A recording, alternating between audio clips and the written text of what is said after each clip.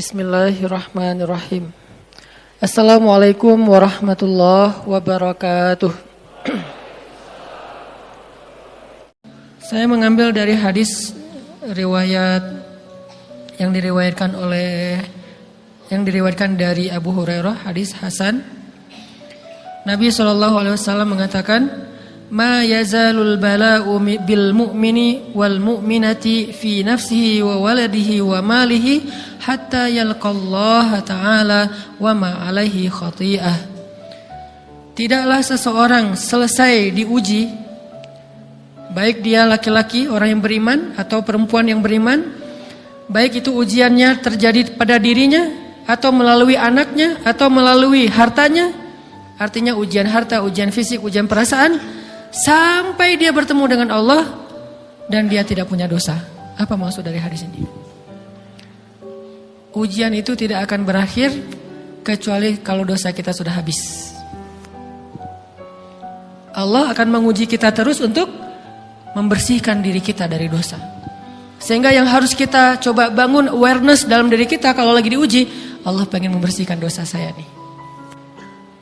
Sehingga kita ridho dengan ujian, bukan ikhlas ya. Kalau ikhlas ibadah, kalau ujian ridho, rela. Saya ridho ya Allah, walaupun ini berat. Saya ridho ya Allah, walaupun saya berharap Engkau beri jalan keluar. Saya ridho ya Allah, walaupun saya berharap ditolong oleh Allah. Tapi tetap ridho diberikan ujian itu, sambil berdoa diberikan jalan keluar, ditolong, diberikan keajaiban. Cuman gak mau mengeluh. Dan berdoa meminta jalan keluar bukan mengeluh, itu ibadah. Berdoa itu ibadah dalam Islam. Sehingga Allah suka banget sama hamba yang berdoa. Allah suka dengan hamba yang curhat. Nabi itu kalau lagi curhat, doanya aja bisa berjam-jam cuma doa doang tuh. Kayak hadis Aisyah pas lagi cemburu malam-malam kan. Aisyah lagi tidur, ini jatah malamnya Aisyah. Tiba-tiba dia nyari-nyari raba-raba, Nabi gak ada. Dicari di kamar mandi gak ada. Biasanya Nabi sholat di sebelah Aisyah. Wah, curiga nih, jangan-jangan ke rumah si fulan. Dicari ke rumahnya, ditelepon gak aktif, mungkin lagi dicas, datang ke rumahnya. Ketuk pintu. Hafsah, Nabi di rumah kamu enggak? Enggak Aisyah, beneran. Cari ke rumah Sofia. Sofia, Nabi di sini enggak? Enggak, beneran. Cari ke rumah Maria. Maria di sini enggak Nabi? Enggak. Kemana ya Nabi? Rumah istri-istri yang lain enggak ada. Pas balik ke rumahnya, ngelewat masjid, ngelihat Nabi lagi sujud di Masjid Nabawi di mihrab, dan Aisyah mendengar Nabi menangis sambil berdoa, dan sujudnya itu seperti membaca 1 juz Al-Qur'an.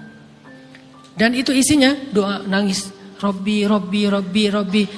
Jadi kalau kita katakan gak usah banyak berdoa sama Allah, malu.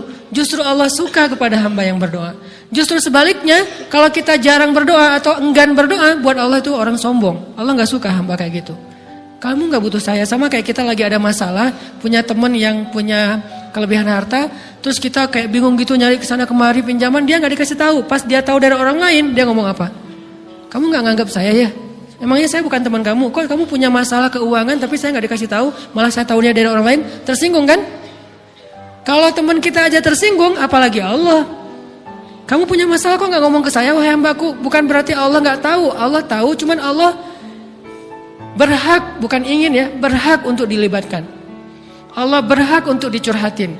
Allah berhak untuk dijadikan tempat kita untuk habis-habisan menangis dan melampiaskan masalah kita kepada Allah dalam bentuk curhat-curhat dan doa. Sehingga kalau kita berdoa, ya Rabbi, Allah langsung inni qarib, mendekat Allah kepada kita. Jadi teman-teman yang dirahmati Allah, kalau kita punya masalah, kita coba bangun awareness, oh Allah pengen membersihkan dosa-dosa saya nih. Terus kita berdoa, ya Allah bantu saya, ya Allah tolonglah saya, istighfar. Saya kadang-kadang ngerasa nih, kalau ada dosa, ada kesalahan, ada kekeliruan yang saya lakukan misalnya gitu, kalau saya nggak kuat istighfarnya, bentar lagi akan diuji sama Allah. Ujiannya macam-macam, alhamdulillahnya ujiannya masih ketahan.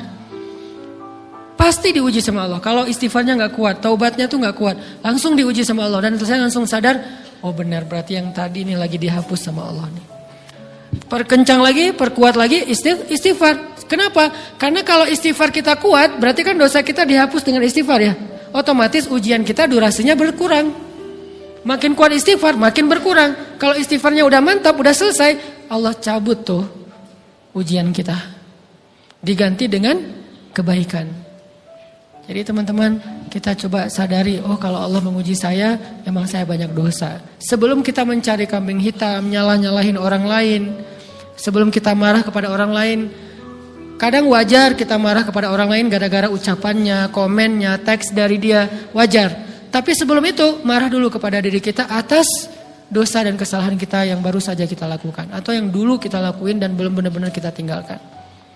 Kalau kita ngerasa banyak dosa di masa lalu sebelum kita taubat, hijrah, berarti mungkin itulah alasan kenapa sekarang kita diuji setelah hijrah. Kenapa agak-agak harus jungkir balik setelah kita hijrah. Kenapa harus sedikit berdarah-darah setelah kita hijrah. Anggap aja itu untuk mengkifarat, membersihkan dosa-dosa kita yang telah lalu. Supaya apa? Supaya kalau kita pulang kepada Allah, kita pulang dalam keadaan bersih. Dan itu pasti akan menjadi orang yang paling beruntung. Daripada nanti diberesin di akhirat, mending diberesin di dunia kan? Soalnya kalau diberesin di akhirat, itu lebih berat. Akhirat itu perlakuannya beda dengan di dunia. Di dunia kalau kita salah, akan dibalas oleh Allah. Kalau kita belum taubat, dibalas oleh Allah sama. Tapi di akhirat, ukurannya beda. Sehingga heran ya, kalau ada orang yang merasa beruntung lolos dari hukuman dunia, dia pikir dia udah lolos dari hukuman Allah. Mending dia beresin deh di dunia daripada nanti di akhir berlarut-larut. Itu bahaya banget. Kalau buat saya pribadi dan saya yakin teman-teman juga kayak gitu, gak mau ada masalah di akhirat, mending masalah di dunia aja. Tapi masalah di dunia juga kita gak mau berlarut-larut, pengen cepat dimudahin sama Allah. Caranya istighfar. Tidaklah Allah memberikan kepada kita ujian kecuali salah satu alasannya pengen menghapuskan dosa. Idza kathurat dzunubul 'abdi walam yakun lahu min amalin liyukaffiraha fabtalahu Allahu bil hazan liyukaffiraha. Kalau seorang hamba banyak dosa dan dia enggak cukup amal untuk mengkifarat dosa-dosanya, Allah akan menguji dia dengan rasa sedih, dengan rasa kecewa, dengan rasa berat, sakit hati untuk mengkifarat dosa-dosanya. Itu yang kita bangun. Sehingga kalau ada masalah sama orang lain, kita memperbaiki diri dulu. Bukan sibuk dengan kesalahan dia terus menerus yang gak mau kita maafin. Misalnya ada teman kita nih, jadi clash sama kita. Hal pertama yang kita bangun, astagfirullahaladzim saya banyak dosa nih. Tapi kan yang salah dia, ya. Tapi mungkin dia gak akan mengatakan kalimat itu, gak akan bersikap kayak gitu kalau kita gak punya dosa. Allah sengaja mengutus dia untuk menguji kita lewat kata-katanya, lewat perilakunya, karena kita punya dosa. Jadi penyebab pertama diuji itu bukan teman kita yang salah, itu penyebab kedua. Memang dia salah dan itu harus kita akui, realistis lah. Dia salah, dia gak pas, dia gak bijak, dia apa. Oke, tapi yang mentakdirkan dia salah kepada kita, Allah Subhanahu Wa Taala. Kenapa Allah takdirkan gitu? Karena kita masih punya banyak dosa. Allah kirim kita ujian, bisa manusia, bisa alam, bisa dalam diri kita sendiri. Itu semuanya adalah cara Allah untuk menguji kita dan membersihkan dosa-dosa kita. Ini yang kita bangun pertama.